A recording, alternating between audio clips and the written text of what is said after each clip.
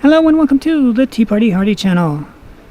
Goodbye to Hollywood. We've had enough of all the filth and stench and lies and goo. Yeah, Hollywood's apocalypse now. Rich and famous all fleeing in droves as liberal politics and cooties turn the city of dreams into a cesspit plagued by junkies and violent criminals, says the Daily Mail. I wonder if some of those politics include, I don't know, 2,600 Los Angeles Department of Water and Power customers still without power amid heat wave that's expected to linger through Wednesday. Not really, it's expected to last through Saturday. Yeah, so it was 103 on Sunday, yesterday, today, Saturday, and today it was 95, and 2,600 people got no power because we want to go green. And if we go green, we don't have enough power to actually run things. It was the exact same thing in the year 2000. And now all these people have electric cars that they can't plug in and they can't drive. So if you want to live in the sunshine-filled state where the temperatures are near or over triple digits for the entire week with no power to run your little smartphones, to run your air conditioner, to run your fans, you've come to the right place. Or you could act like Hollywood's apocalypse now and just bail for different places, which we'll get into more in a moment. Well, is there another reason to leave? Well, your kids go to school in an area where 6 were arrested after George Washington's statue was toppled and vandalized near an LA City Hall LADP. So yes, your kids will go to school with people that are taught to absolutely hate the founders of the country. So much so that they have the nerve and the will and no fear to go and destroy a statue of the founding father, George Washington. Remember, the name of this channel is Tea Party Hardy. So we do have a bit of a affection for our founding fathers. And considering George Washington is the only general in planet Earth's history to win a revolution and go, okay, I'm going to go back home to the farm. And he did. And King George III said, if that's true, then he's like the greatest dude ever. Like, oh my God. I'm paraphrasing. And he found out, no, George Washington actually did do that. And George III's like, dude. And then he went crazy. Very sad. I don't know if there's a correlation between him going crazy, but yeah, he did. Yep. Okay, so this is what your children get. This is what you get. No power. Well, because we've gone green, and green means to go brown because you're cooking. You are in the oven roasting and baking. But let's take a look at these Hollywood folk and see what they're up to. Now, I'm going to tell you straight up. I've got inside information on this. And some of the stuff they paint in here is just, I'll tell you as we go. Gold's Gym became synonymous with the Hollywood dream, set just a few hundred yards from the ocean in sun-kissed Venice Beach, Los Angeles. Gold's was the backdrop for Pumping Iron, the 1977 documentary which followed a young, unknown Austrian bodybuilder named Arnold Schwarzenegger as he prepared for his Mr. Universe contest. The film turned him into an overnight sensation. Eventually, he would become a global superstar, and he'll be back. And then he married into the Kennedy clan. Then he cheated on her and had a kid with the maid. Yeah, he really did do that. And then he became the governor of California. I'm not sure all those thens were in the right order, but anyways. Yet today's gold sits amid post-apocalyptic scenes which have consumed much of LA, and they mean Metro LA, as in like all the surrounding areas. That much they got right. City of dreams into an urban nightmare from which people are fleeing in droves. Depends on how you measure droves. They've been droving for quite a while. At least the last 5 years they've been droving. California's going to, in the first time in history, lose representatives in Congress and electoral seats because people have said, dude, it just sucks here. And if you're conservative and you do any voting in that way, you're like, hello, is anybody out there? No, it's just me. Go away, or we'll crush you like the bug. We'll cancel culture you. And boy, let's not forget, this is the city where cancel culture was founded and still doing very well. So you can see a picture here of Venice Beach, and they don't show the building with the Venus de Milo on it. Oh well, what you gonna do? And all this makeshift stuff. The thing is, that's always been there. It's just gotten bigger, but it's been there since at least the 80s that I know of. And so, yeah, some of the stuff they talk about is like, it's been going on a long time. It's just gotten bigger. And how much bigger? Not really that much. But it is spreading out into the suburbs, and that's yang. A makeshift tent city made up of flapping tarpaulins, never heard of that word before, and cardboard boxes surrounds the gym on all sides. Junkies and the homeless, many of whom are clearly mentally ill. Most of the people that are in California fit into that category. The business of psychologists and psychiatrists in the state are anything but absent of patience. Walk the palm-lined streets like zombies. Yes, what all the people in college with their smartphones walk around like zombies with their self-inflicted scoliosis. All just 3 blocks from multi-million-dollar homes overlooking the Pacific. Stolen bicycles are piled up high on pavements littered with broken syringes. There are so many places in LA where you can buy stolen bikes, and I'm like, why don't the cops do anything about this? It's not like bikes are cheap anymore. They start at $500 for a normal bike. It's $500 unless you go to Target, but any bike store, they're like, yeah. Junkies and the homeless, many of whom are clearly mentally ill, I did all that. Stolen bike did that. TV bulletins are filled with horror stories from across the city of women being attacked during their morning jog. I missed that story. I don't know. It wasn't on KTLA's. Or residents returning home to find strangers defecating in their front gardens. It's just fertilizer. Not really. Today's Los Angeles is a city on the brink.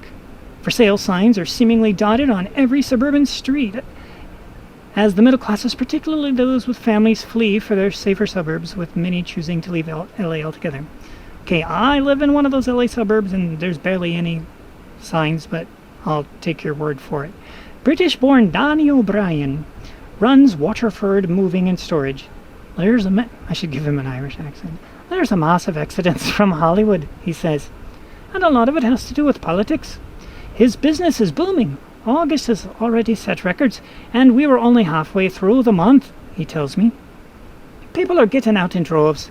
Last week, I moved a prominent person in the music industry from a 6.5 million, £5 million. Who knew the dollar was 1.5 to a pound? Wow, it's always the other way around. What do you know? Mansion above Sunset Boulevard to Nashville. Lots and lots of them have moved to Nashville. Let's see what else we got. O'Brien, 58, who moved to LA from London 34 years ago, is planning to move to Tennessee. Liberal politics has destroyed the city, he says. The homeless encampments are legal, and there's nothing the police can do. White, affluent, middle-class folk are getting out. People don't feel safe anymore. Did they really feel safe before? See, that's the thing, is like, someone's like, yeah, hype. With movie studios still shuttered. You know, I believed that, but I'm sorry, I've run into 2 filming locations in the last 2 weeks, so they're kind of shuttered, but they're filming on location. They're out and about. I don't know who's doing it. I don't know if it's the indies or the real ones, but they are filming on location. I was very, very surprised by that, because I hadn't heard anything to the contrary about them being unshuttered, de-shuttered, whatever. With the movie studios still shuttered because of the Cootie pandemic, and businesses only just starting to remove the wooden boards put up after citywide rioting. They've been down a long time. Following the death of George Floyd while being arrested by 3 white officers in Minneapolis, LA is now in the grip of white flight. Now that's pretty racist. Because if you're going to say white flight is going to leave the city in Beelzebub's pit, then you are directly declaring that if you ain't white, you can't run a city in a high fashion. Not that the white, well, actually there aren't white. There's not that many white people running LA, but nonetheless, the point is that is a very racist statement. White flight. You talk about it being an apocalypse, and you talk about it being ruined because the white people are leaving. So there goes the neighborhood, because the neighborhood left. And interesting, pretty darn racist. Then talks about Lou Ferrigno from the Hulk and how he's rich and how he's moved 2 hours north. And it's like, that's called Santa Barbara, people. So he moves to Santa Barbara, not really bailing out, he's just leaving LA, but Santa Barbara is where Ellen lives, now that we all know, and it's where he lives, and there's a few other celebs they name and that moved to up there. Montecito, which is still, it's the snootier part of Santa Barbara area. Not to say that there's a non-snooty part of Santa Barbara. It's pretty up there. But anyways, so talks about them going. But they talk about how all these people are moving here and moving there of the celebrity class. But look at it like this. Harrison Ford lives in, where is it, Wyoming or Montana? I get them mixed up. Forgive me, Wyoming and Montana, if you happen to be watching. But he only comes to LA to work and crashes his plane on a regular basis. He flies the Millennium Falcon much better than he does an actual aircraft. Then you've got, oh my gosh, what's her name? The girl from Love Potion #9 and Miss Congeniality. She only lived in LA long enough to get work, and then she lives back home in Texas.